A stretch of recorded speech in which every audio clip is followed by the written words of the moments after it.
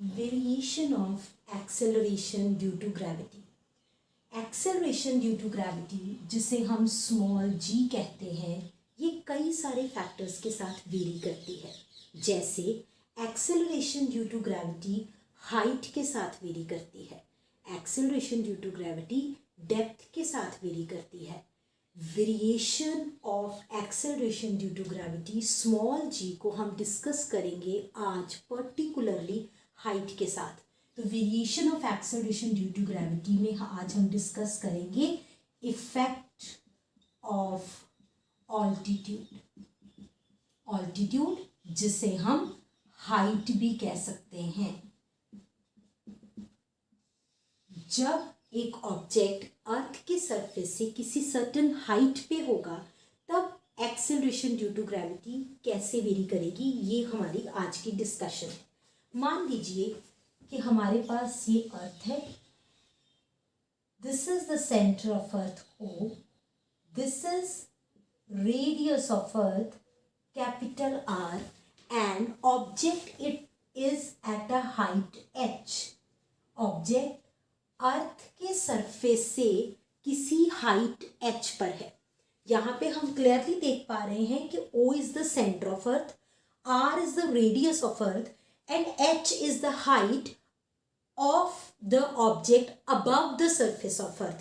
surface of earth के above, ऊपर H height है ऑब्जेक्ट की, it is H।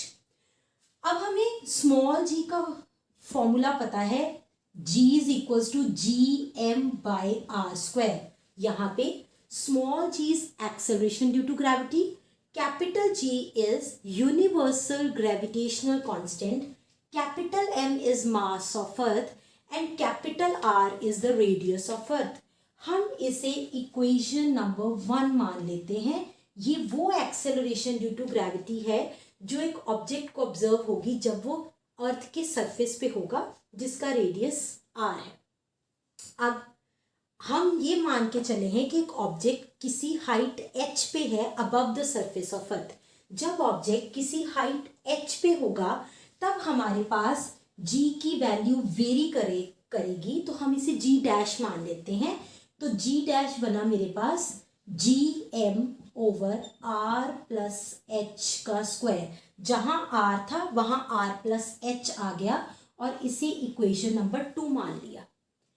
अब हम इनकी वेरिएशन को देखने के लिए हम क्या करेंगे, इन्हें डिवाइड करेंगे। इन्हें डिवाइड करेंगे डिवाइडिंग। जब हम इन्हें डिवाइड करेंगे तो हम लिखेंगे G डैश बाय G।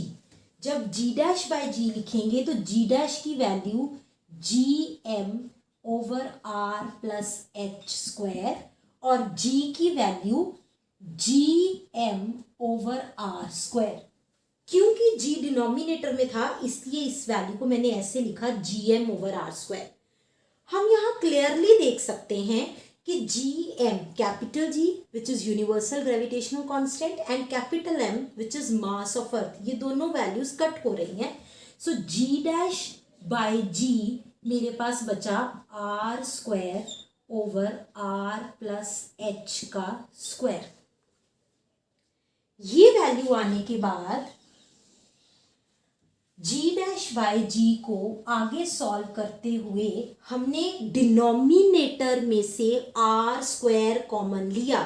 हमने क्या किया, multiplying and dividing with R square. हमारे पास R प्लस H का स्क्वायर है, हमने इसमें से R स्क्वायर कॉमन लेना है। ठीक है, हमने क्या किया, दोनों फैक्टर्स को मल्टीप्लाई एंड डिवाइड किया विद R। अब R के पास तो R है तो ये तो कॉमन दे देगा। ठीक है, H के पास R नहीं है तो क्या हमने क्या किया, multiply and divide with R और ये है इसका स्क्वायर। अब इससे हमने R कॉमन लिया और यहां से H से न्यूमिनेटर वाला R कॉमन आ गया और डिनोमिनेटर वाला R बच गया हमारे पास। ठीक है, अब यहाँ पे स्क्वायर है बाहर, तो हमने जब कॉमन लिया तो ये R स्क्वायर कॉमन आ गया और अंदर हमारे पास बचा 1 प्लस H बाय R का स्क्वायर। एक बार दोबारा देखें, R प्लस H का स्क्वायर है, मेरा मोटिव ये है कि मैं इसमें से आर स्क्वायर कॉमन निकालूं। अब वो ऐसा क्यों करना है वो हमें नेक्स्ट स्टेप में समझ आ जाएगा। आर स्क्वायर जब हमने यहाँ कॉमन निकालने की कोशिश करी तो आर के पास तो आर है तो वो अपना आर हमें कॉमन निकालने के लिए दे सकता है। एच के पास आर नहीं है तो मैंने आर से मल्टीप्लाई और आर से डिवाइड किया। एक्चुअली मैं इसे 1 से ही मल्टीप्लाई कर रही हूँ, ठीक है। R over R is actually 1, so मैं इसे बेसिकली 1 से ही मल्टीप्लाई कर रही हूँ। सो न्यूमिरेटर वाला आर, जैसे ये न्यूमिरेटर वाला आर कॉमन आया वैसे ये न्यूमिरेटर वाला आर कॉमन आ गया और इसके पास बचा एच ओवर आर और उसका स्क्वायर। अब ये जब आर स्क्वायर वाली टर्म में से बाहर निकाला तो वो आर स्क्वायर बन के आया और अंदर बचा 1 प्लस एच ओवर आर का स्क्वायर डिनोमिनेटर में, क्योंकि ये फैक्टर आर प्लस एच का स्क्वायर डिनोमिनेटर में है। तो मेरे पास यहां बना G dash by G is equals to R square over R square 1 plus H over R का square, 1 plus H over R का स्क्वायर। आर स्क्वायर मैंने न्यूमिनेटर और डिनोमिनेटर में से कैंसिल कर दिया, मेरे पास बचा 1 over 1 plus H over R का स्क्वायर। जब ये फैक्टर डिनोमिनेटर में से न्यूमिनेटर में जाएगा ये बना 1 प्लस एच ओवर आर इसकी पावर -2, +2 की पावर चेंज हो गई -2, ठीक है। अब यहाँ पे जो हाइट है ऑब्जेक्ट की, जिस हाइट पे वो ऑब्जेक्ट है above the surface of earth, वो हाइट बहुत छोटी है रेडियस ऑफ अर्थ से। रेडियस ऑफ अर्थ करीबन 6400 किलोमीटर्स होता है। तो h is very much less than capital R। जब ये हमारे पास कंडीशन है तो h over r is very much less than 1। जब हम इसे इधर डिनोमिनेटर में ले जाऊंगी, इधर 1 बचा तो h over r is very much less than 1। जब ये कंडीशन बन जाए कि पहला फैक्टर 1 है और दूसरा फैक्टर 1 से बहुत छोटा है, तब हम यहाँ पे बाइनोमियल थ्योरम अप्लाई कर सकते हैं।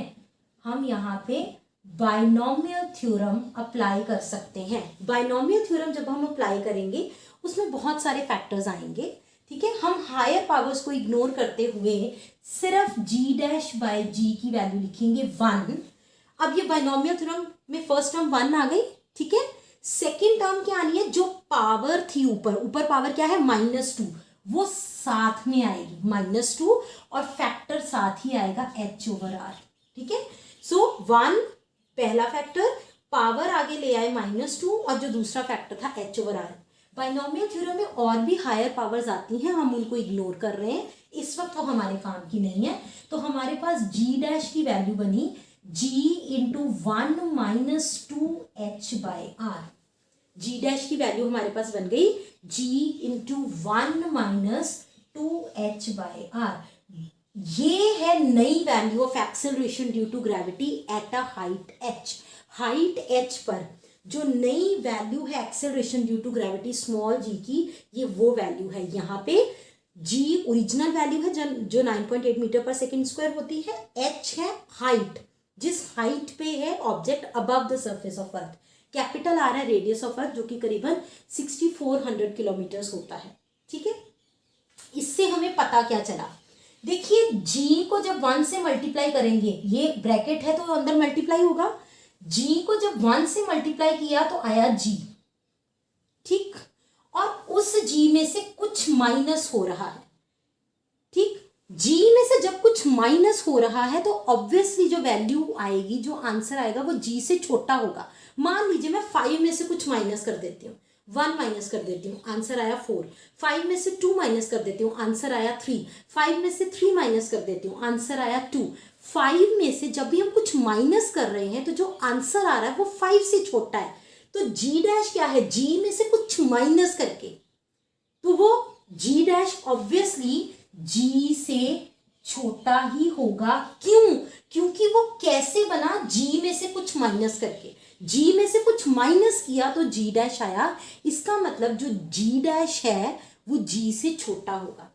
इसीलिए ये कहा जाता है कि जो एक्सेलरेशन ड्यू टू ग्रेविटी है वो माउंटेन्स पे कम होती है प्लेन्स के comparatively.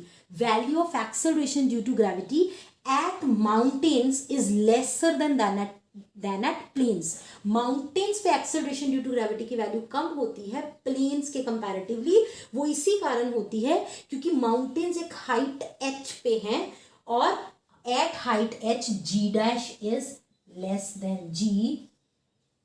So effect of altitude height का इफेक्ट क्या आया कि value of acceleration due to gravity decreases at height h। Thank you.